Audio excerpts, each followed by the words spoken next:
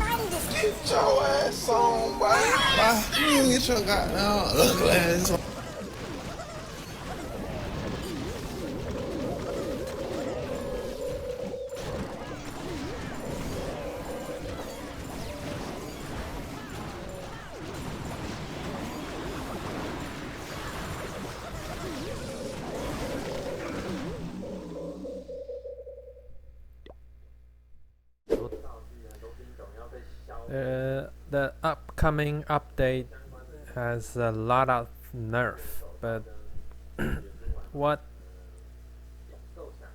really affect me is little, since I'm playing Lalo, so I'm a bystander. Okay, the next attack is full of surprises, not in a good way. Okay, so I avoided the right air sweeper with bat spell, and the other two target I'm using skeleton spell because they can do a better combination and help out each other. If one of the target falls, the group of skeleton will help out the other one. Good combination. And I'm using bat spell in a way that to avoid enemy royal champion. To accommodate the far left crossbow, the length has come to 3 tile from the drop zone to CC, but still the far left crossbow length has come to more than 3, so that causes some problem. But in this condition, I don't need to change my drop zone's position, so less risk. But the reach is not ideally. The covering, the invisible spells covering won't be as good. So in the middle of the Skelly Donut, my royal champion has distracted skeleton, although she was attacking bat spells back, so some of my skeleton got drawn away. Luckily, I got enough burst damage, combined 2 of the group of skeletons. To my surprise, it is the right crossbow failed to take down. Like I said earlier, I compromised the position of the drop zone of invisible spell, and that caused a series of hiccup. And in the middle of a situation, I got intimidated by enemy royal champion because some of the skeleton was drawn away. So in my reflex, without any hesitant, I dropped down my second invisible spell, even though I didn't use the full length of the invisible effect in order to save the whole operation. And that is one of the reasons I failed to take down the right crossbow. After this attack, I've been thinking there should be a solution to this type of situation. That I shouldn't compromise the invisible spells drop zone, then stack up both of my skeleton spell at CC. After I take down enemy CC, the first building these pile of skeleton will run to is to the crossbow right beside it. Then I follow up with a slight maneuver. I've moved my next invisible spell slightly to the left to have a better coverage. So 2.5 tile to the right crossbow, a 3 tile to the CC, right over, we counted 3 tile from the Calan castle, 2.5 to the crossbow, like I said. After I dealt with the CC, move it, the third or the second invisible spell, depend how fast the skeleton works, exactly 1 tile to the left. That way it won't interrupt the bat that is working on the right crossbow. But there's a catch. It's unstable due to the maneuver. In between, there is still chances that expose the skeleton, which is switching up target in middle of switching target and getting hit by scatter shot and wipes out all the skeleton. Another reason I failed is the first earthquake spell. Both of the builder huts should be triggered, and I missed the right one because I was being careful not to trigger the town hall, since the town hall should be dealt with lalo. So I don't want to trigger it early. So two of the builder hut gets the upper hand and comes.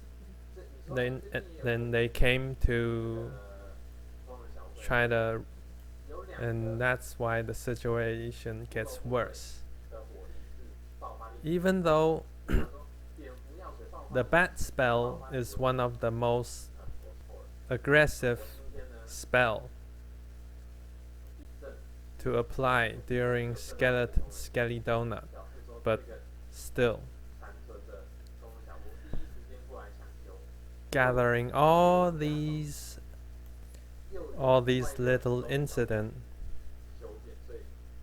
it became the failure of this skeleton donut.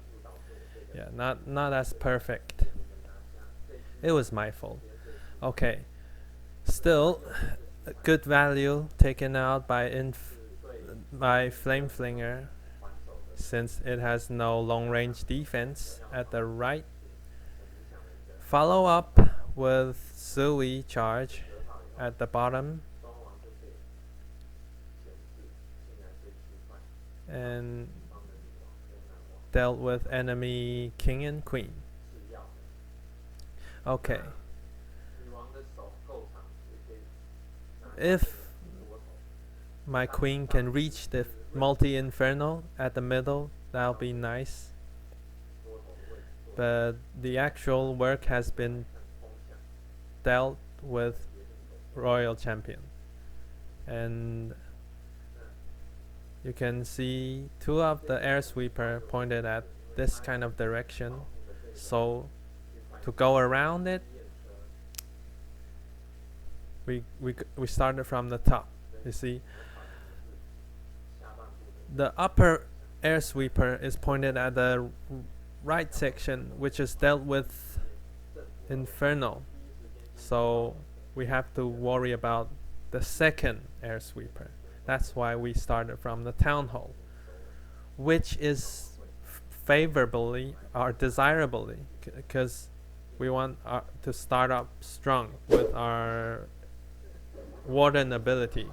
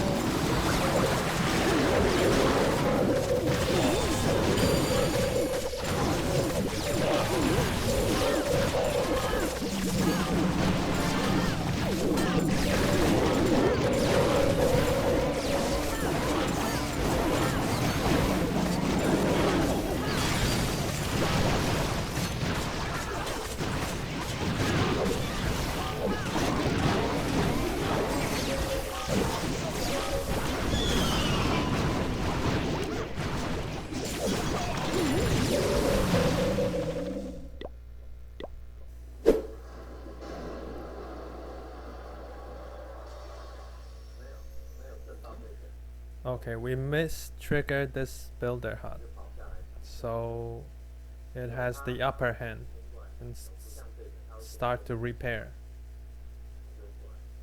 the crossbow. The right one will join sooner or later. It'll also start helping out.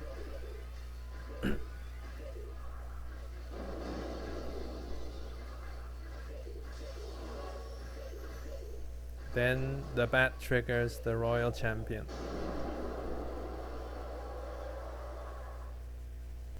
My mistake. The builder didn't go repair the crossbow at first. He was aiming for the single infernal, but since the moment after I invisible the single infernal, he joins the left crossbow since it was the closest building. Seems like the left crossbow will be the hardest building to take down with Skelly Donut. But with combining two skeleton spell, I have a stronger push to swiftly take down CC and a crossbow.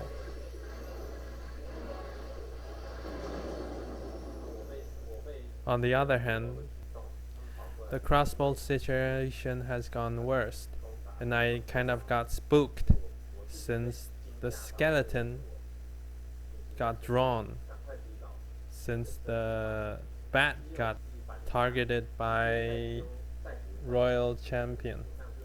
So yeah, there's the second invisible spell that was dropped early.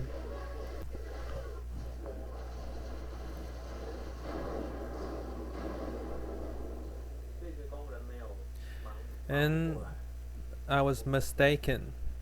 This builder hut actually didn't join the repairing. He has his full plate. He went repairing the damage that was dealt by Flame Flinger. So he got distracted. I actually only have 2 builder hut fighting against me. I'm setting up a funnel over here because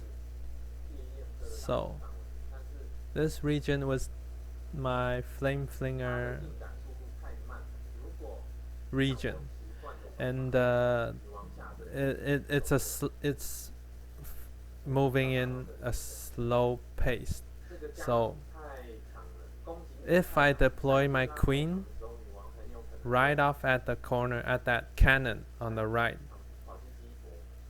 she might wanders off and cross path, overlap with Flame Flinger, and not desirable. And why does this kind of situation happen? It's because the length is too long. To prevent that is to shorten this lane at the bottom. Even though in the end my queen still wanders off, but it proven much better. My queen gets to live longer. I kind of experiment this kind of situation. I fail multiple attempts due to this kind of situation, since the length, the drag is too long. This line is too long. So to shorten the flank, shorten the flank, it's supposed to be, the full length should be this long, and I shorten it by half by deploying a small unit in order to cut and funnel. And to improve is to deploy the golem first. Yeah, the golem should start off first and tank all the damage, so my king can be healthy throughout the game. But we all know that's impossible. But still, even just in the beginning, and the king steps in first, so the crossbow will aim at king, unfortunately. And the only damage the golem takes is the enemy king and archer tower, which is a pity.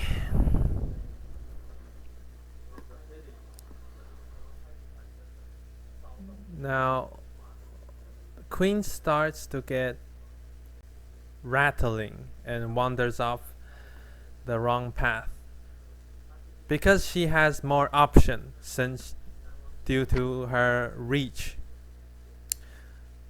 so she gets to wander off even though we have done the funneling, all we can do. Still she wanders off.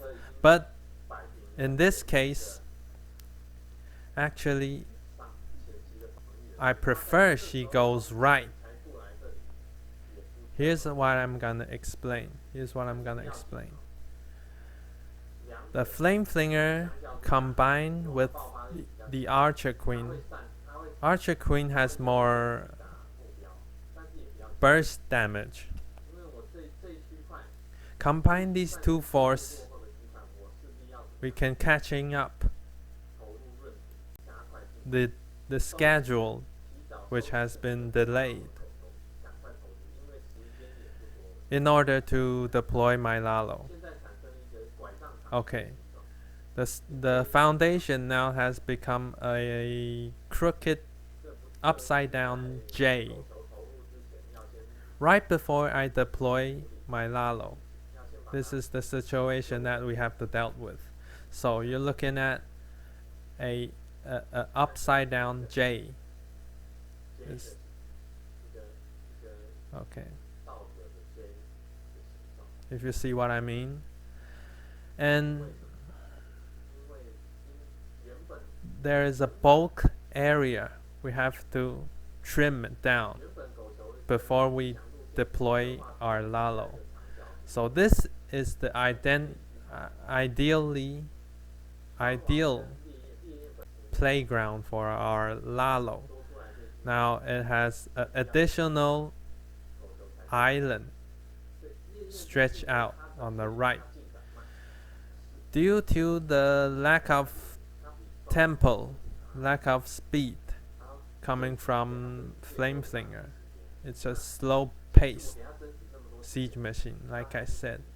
Even though I deployed it right from the start, still it's falling behind schedule. So this is why Queen joined this area as a benefit to speed up the process of reconstruction, restructure the whole foundation. If I'm not patient, if I didn't wait for this process and deploys my lalo right away, what would happen is my lalo will start to scatter all the way, all left and right, and with no concentrate push. Another mistake. So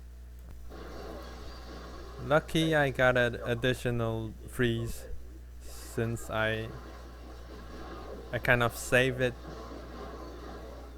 at the beginning. That's it. Thank you for watching. This is the clip for today. See you till next time.